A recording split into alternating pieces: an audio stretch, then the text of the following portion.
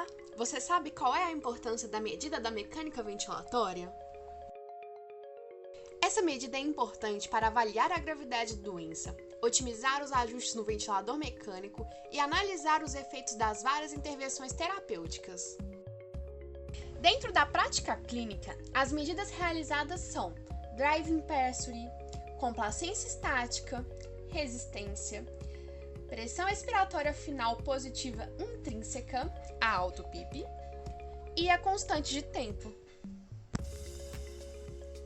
É especialmente importante avaliar a resistência de vias aéreas de pacientes com doenças pulmonares como VPOC, SARA e Covid-19, pois a resistência dessas vias será alterada, havendo então um aumento da resistência.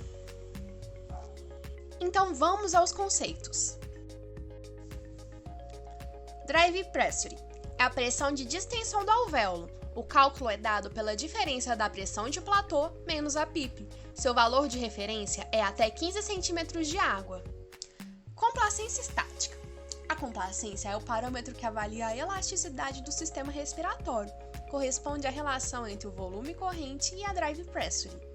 Os valores normais se situam em torno de 60 ou 80 ml por centímetros de água. Resistência. A resistência é calculada com base nos mesmos princípios físicos relacionados à passagem de um fluido qualquer através de um tubo. Seu cálculo é dado pela diferença da pressão de pico menos a pressão de platô, dividido pelo fluxo. Valores normais estão entre 4 a 10 centímetros de água por litros por segundo.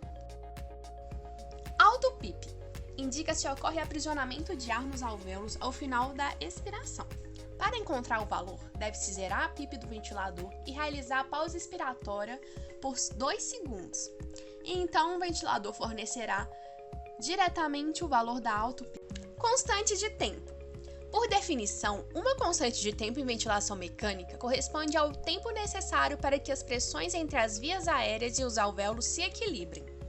O produto da resistência pela complacência dividido por 1000 compõe uma constante de tempo, sendo que uma constante de tempo equilibra 63% dos alvéolos, 3 constantes de tempo equilibram 95% e 5 constantes de tempo equilibram 99% dos alvéolos.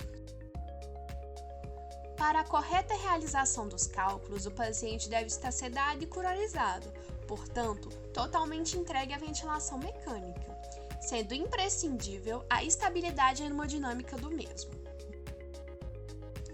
Para calcular no modo ventilatório o volume controlado, devemos observar o volume corrente e realizar um cálculo para ventilar o paciente de 6 a 8 ml por quilo.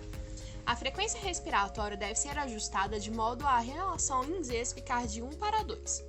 A FiO2 deve ser de 100%. A PIP deve ser a PIP ideal titulada anteriormente a esse processo. Deve-se, então, realizar uma pausa inspiratória de meio a 1 segundo e coletar os dados: volume corrente, pressão de pico, pressão de platô, PIP e o fluxo em litros por segundo. Quando no modo ventilatório pressão controlada, devemos observar o volume corrente e ajustar a PI de maneira a realizar de 6 a 8 ml por quilo do paciente.